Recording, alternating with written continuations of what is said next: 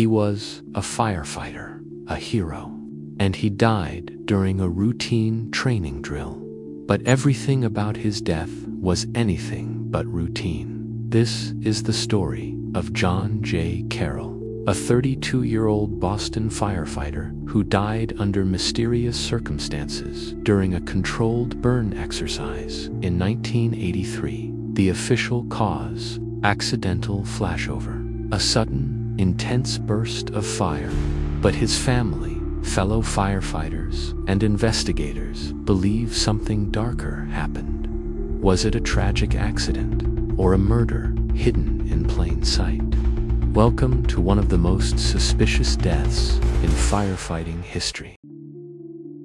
John J. Carroll wasn't just a firefighter. He was a respected member of Ladder Company 13 in Boston, known for his bravery, skill, and dedication. He joined the Boston Fire Department in 1975 and quickly earned a reputation as a reliable and courageous firefighter.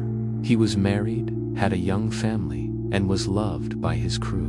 But in the months before his death, he began speaking out about safety violations, corruption, and dangerous training practices. Some say he made powerful enemies. Others believe he was silenced. On June 17, 1983, firefighters gathered at a vacant building in Roslindale, Massachusetts, for a routine live fire training drill, a controlled burn used to simulate real fire conditions. John Carroll and another firefighter, Lieutenant Thomas Judge, entered the building together. Moments later, a sudden flashover occurred, an explosive burst of flames that engulfed the interior. Judge escaped with minor injuries. Carroll was found unconscious, pulled out, and rushed to the hospital, where he died 2 days later from severe burns and smoke inhalation. The Boston Fire Department launched an internal investigation. The official conclusion: accidental flashover due to ventilation errors and fuel load. But the report raised red flags. The fire was too intense for a standard training fire. No accelerants were tested for. Despite suspicion, the building had flammable materials added just before the drill. No video footage from the scene was preserved. Carroll's widow, Barbara Carroll, refused to accept the findings. She believed her husband was targeted. She pointed to the fact that Judge escaped unharmed, while Carroll, more experienced, did not. Over the years, several theories have emerged. Theory 1: it was a targeted killing. Some believe Carroll was killed because he was about to expose corruption or unsafe practices in the department. He had reportedly filed complaints and was seen as a troublemaker. Theory 2: a training gone wrong. The fire may have been improperly managed, overfueled, poorly ventilated, leading to a deadly flashover. But was it negligence or sabotage? Theory 3: a personal grudge. Tensions existed between some firefighters. Could someone have wanted Carroll gone? Theory 4: the burned alive cover-up. Some speculate that accelerants were used to create a fast, hot fire, and evidence was destroyed.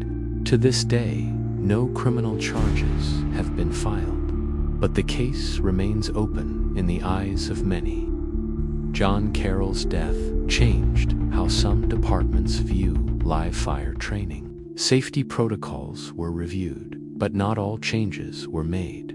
His family has spent decades pushing for justice, calling for independent investigations and access to sealed records. In 2020, renewed media attention brought the case back into the spotlight. In 2023, a documentary team uncovered new testimonies from firefighters who said the fire didn't behave like a normal fire. Yet the Boston Fire Department maintains it was an accident.